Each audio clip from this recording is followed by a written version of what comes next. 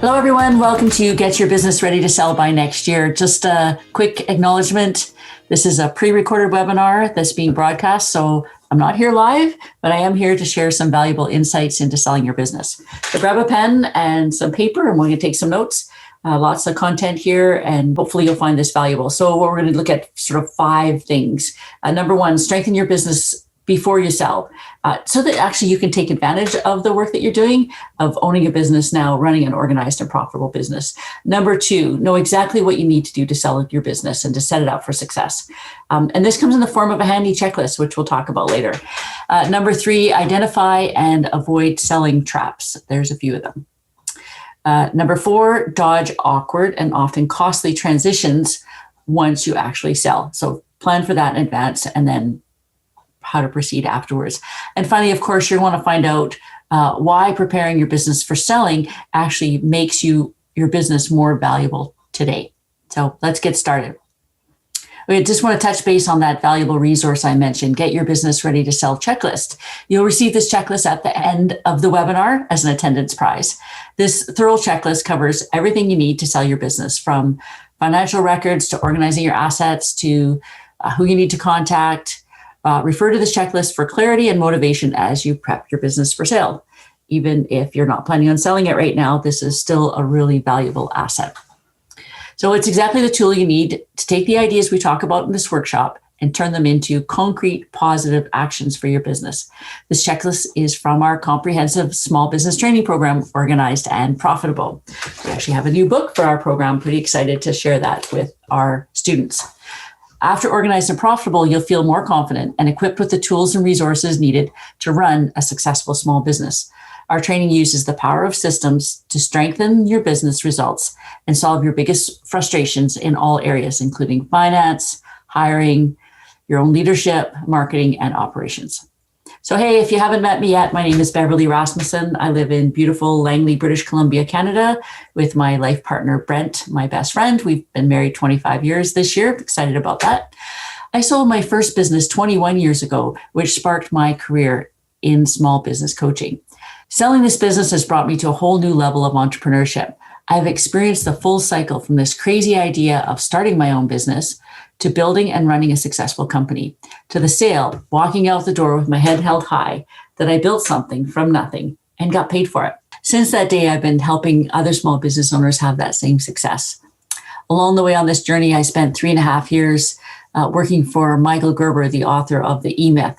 And in that role, I personally interviewed over 3,000 small business owners from around the globe. The intimacy of those stories they shared both inspired me and broke my heart. Running a small business is hard. So many of them, they were not going to make it, let alone be around to sell their businesses. At the same time, I knew I could help every one of them. I've been able to help hundreds of small business owners run successful and profitable businesses, and if needed, guide them through the process of selling their business. So as I've helped others reach those decisions about business, I hope this workshop will help you on your journey as well. So let's get started. So the business I sold was a travel agency, Somerville Travel, which I sold at a time when agencies couldn't be given away. Kind of like now, unfortunately. The reason I was able to sell that business is because I had been preparing to sell it from the beginning. I built it always thinking about our systems. At the time, I didn't realize the value of what I was doing. I was only thinking about keeping things really organized and staying profitable so I wouldn't lose my little house. Each year, things got a little easier. Looking back, my paperwork, including financial records, contracts, agreements, all were really well organized. Everything we did had a system and a way to do it. Our service standards were defined. Seriously, for me, failure was not an option. I had a clear, concise operations manual. For me, it was all about systems. And I'll touch on that. My operations manual was not a big document, maybe 27 pages. But I wanted to make sure that if I wasn't there, that everyone on my team did things exactly the way that I wanted them done. When the new owner bought my agency, all he had to do was just follow it the way that I was doing, and things would be exactly the same for him.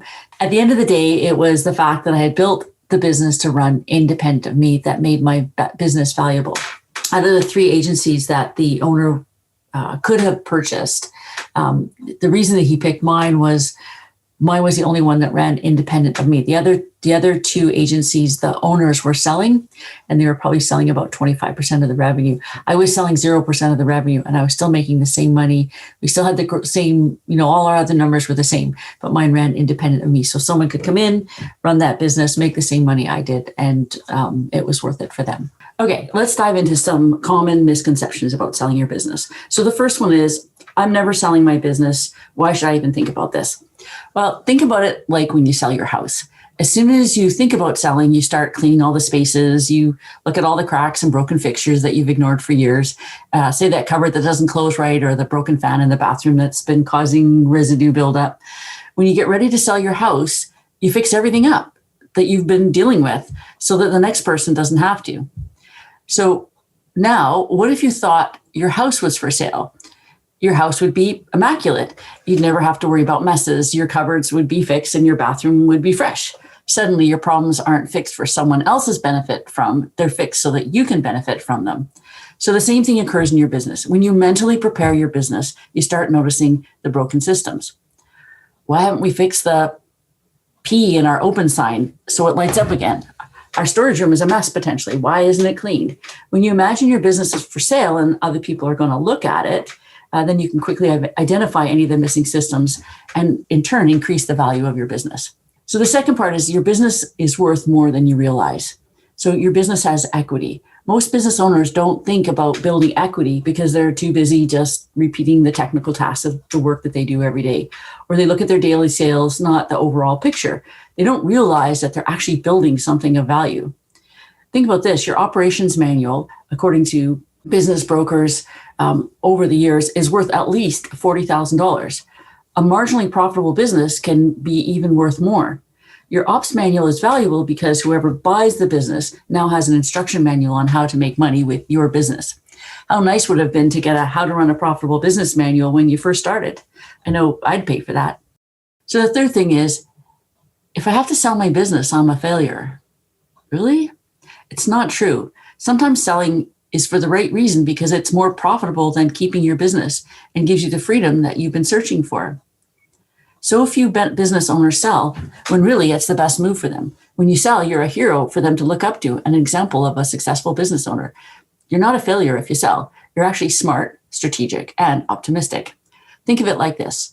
When you say no to owning a business, what can you now say yes to? If you're open to the idea of selling, you're probably wondering when a good time would be. When is the right time to get in that exit lane? Well, there's 3 reasons why people sell. Number 1, by choice. Number 2, by chance. And number 3, by circumstance. I sold my first business by choice. I was having my 3rd baby, and with a toddler and almost teenager at home, it was time. I had owned that business for 7 years, and honestly, I wanted to be home to bake cookies with my kids. What was top priority 7 years before wasn't anymore, so I sold. Some business owners sell by chance. Say an unexpected buyer shows up and offers to buy your business. It happens. I'm sure when the founder of Instagram started out, he didn't plan on selling, but when Facebook offered him $1 billion, his outlook probably changed. Now, we don't all get that much money for our business, but there are times when selling your business is more profitable than keeping it. The other reason that people sell is by circumstance. We just don't know what life's going to bring. Maybe it could be an illness or a change in the market. You can imagine what's going on with the industry that I was in the travel business. Right now, lots of owners are probably trying to get out, and while others are buying up the competition, they can see that the future is bright, and that's what that looks like. That would be a circumstance. Or more likely, the circumstance is you're just ready to retire. Whatever the reason, your circumstances have changed, and sometimes selling your business is the most strategic response. So if you're trying to decide whether you want to sell or not, here's a good question you can ask. Do I have a job or do I have a business? Because if you have a job, it's going to be a little challenging to sell. And what we want to do is we want to transfer you from having a job to owning a business, something that you can put on the market. So this is a good indicator of where you are on the entrepreneurial journey. Here's how you know. If you have a job, let's say you started this business, you were passionate about it, and you wanted to be your own business owner because you wanted prosperity and freedom. Yet you're working 80 hours a week and seem to have less money than before, or maybe even you have more money than before, but really you're the one responsible for everything.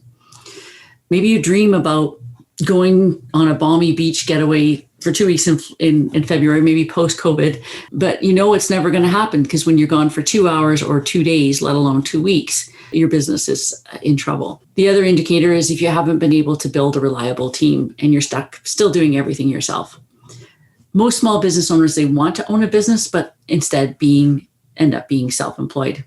So how can you own a business? Again, my favorite topic. Create systems that keep your business running without you there. If you always need to be there to double check everything that your employees are doing, they're always going to be trapped. When you've mapped out how you do everything, and you personally don't have to be the one to write everything down. That's what your team's for. If you've got someone that does stock, it's like, how do you do stock? How do you answer the phone? How do you greet a customer? All those things. You write them down, you train them so that everybody in the organization knows how you want things done. And then they can refer to that manual instead of having to refer to you. So in fact, what you're doing is you're replacing yourself with your systems. And so you'll find with proper systems, your team will be more reliable and efficient. They'll have clear direction on what they need to do, and they'll be inspired by your vision because they'll see and understand it in every system. This is who we are, and this is how we do it. On time, every time, exactly as promised. Whatever the story is that you're telling, you rally the troops together, and we have a way of doing it. The travel agency, we called it the Somerville way. So take a moment and ask yourself, can I turn this job into a business? Have I taken the necessary steps to run a business? If you ever need help setting up systems or identifying broken systems, we're here, reach out. Here at Systems Business Coach, we offer group coaching, one-on-one business coaching, and self-led online courses. All of these options can help you solve your biggest frustrations to reach your goals. And as you prepare to sell, you might notice systems and strategies come into place that allow you to turn your job into a business. So no matter what, getting your business ready to sell will bring you positive results today. Okay, so now let's dive into the 4 most common traps that lower the value of your company when you sell, whether you're selling in 5 months, 5 years, or 50 years. Okay, trap number 1 is broken financial records.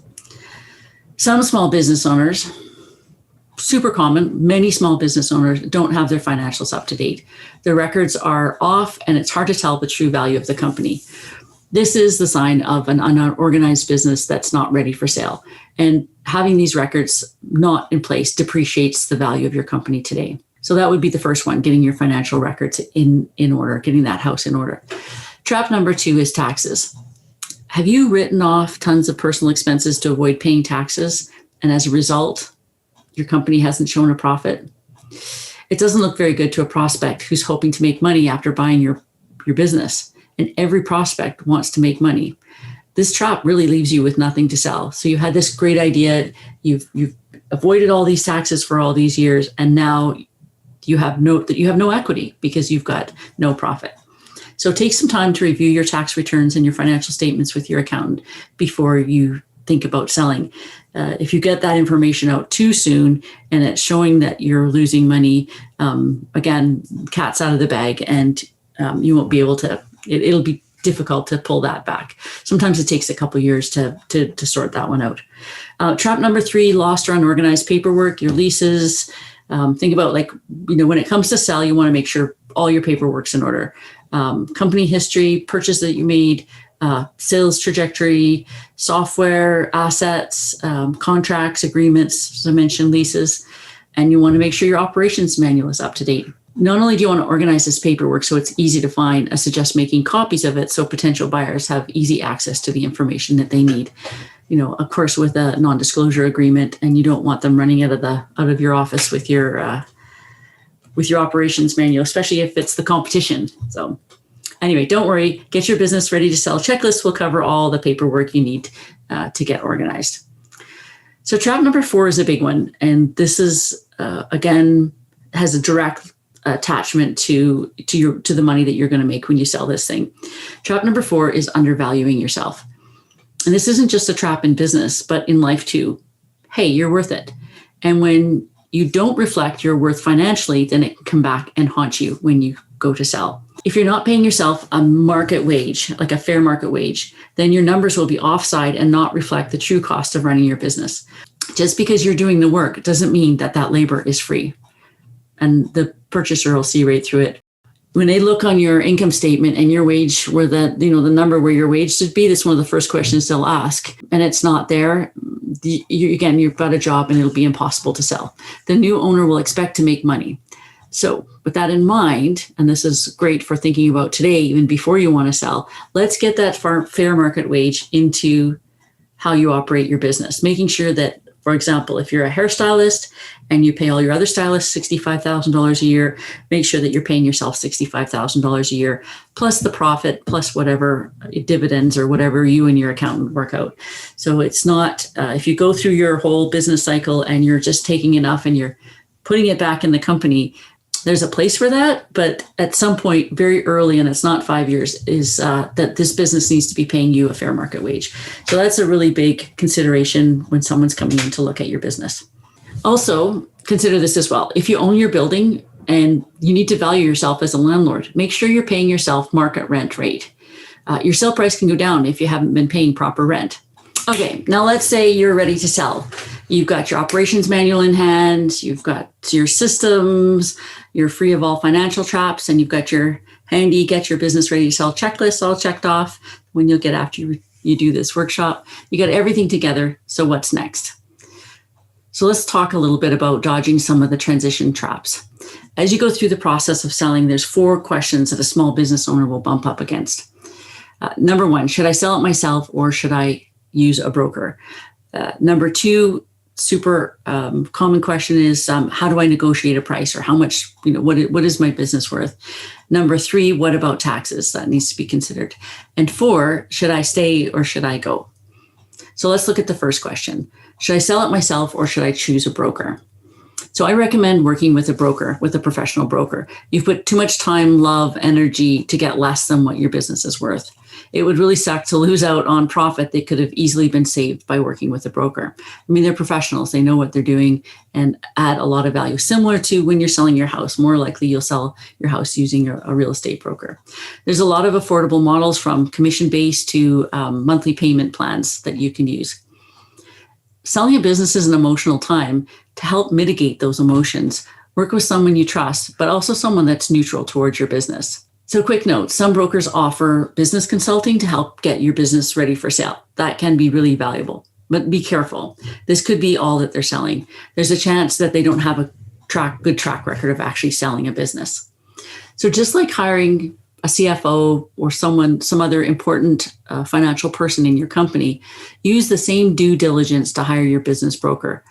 Accumulate multiple options for brokers, and then ask each of the brokers for at least 3 owners who sold a company with them. I know it's a little bit of extra work, but totally worth it. These business owners are their references. Okay, so you've chosen your broker. How do you negotiate the price of the business? So yes, your businesses say you've done your evaluation. It's come back in at being worth $500,000, but that doesn't mean, or its value is $500,000. It doesn't mean that that's what it's worth. Your business is only worth what someone's willing to pay for it. Sometimes that's more, multiple times more than what the value is on paper, and sometimes that's a lot less. It's interesting because I heard from a broker once that people buy hope. They'll look at all the financials and stuff, but they'll buy hope. They'll look at what you have and they'll think, well, I think I can do better than that. So, sometimes they would be willing to buy more because they're coming to the table with things that you might not even know about. Anyway, with that in mind, when you negotiate, I suggest starting at a little higher price point than what your business is worth or what you want for it, so that you've got some wiggle room to come down. But also pay attention to the market as well. You can't list your business for too much higher than what the market dictates. At the end of the day, it's hard to detach emotionally from this business. It's easy to skew the value of something when we hold it so close to our hearts. Try to get an accurate picture of your business by getting an appraisal every few years, whether that's working with your accountant directly or paying the $5,000 to have it appraised, if that makes sense in your case. So let's broach another topic about taxes. This is a big one, and it definitely caught me off guard when I sold my business. I had to pay around $30,000 in taxes, which probably couldn't have been avoided based on the way that I had to sell it. So you can at least plan for it. You may not be able to avoid the taxes, but plan for it if you know the type of sale that you're going to have. In Canada, when you sell your business, there's 2 types of sales. There's a share sale and an asset sale. The type of sale you make makes a difference on your taxes. A share sale for incorporated businesses. And by the way, if you have a sole proprietorship or partnership, you can incorporate before you sell. Consult a tax professional before you do this, of course, and listen to their input on what's right for you. A share sale is straightforward. The buyer purchases your business and everything that goes with it, assets and liabilities. Everything that you have now belongs to the owner. This type of sale has, in Canada, has a lifetime capital gains exemption for those businesses that qualify. This means, from a tax perspective, you don't have to pay taxes on a certain amount of that gain, of that profit. So based on intel from CFIB, if you sell a Canadian business in 2021, your capital gains exemption is $892,218. However, as only half of this realized capital gains is taxable, the deduction limit is $446,109. So with a share sale, you could potentially save up to $446,000 on a business sale. The other type of sale is an asset sale. In this sale, you and the buyer can negotiate what parts of your business are being sold. Maybe they get to buy everything but your client list and your logo.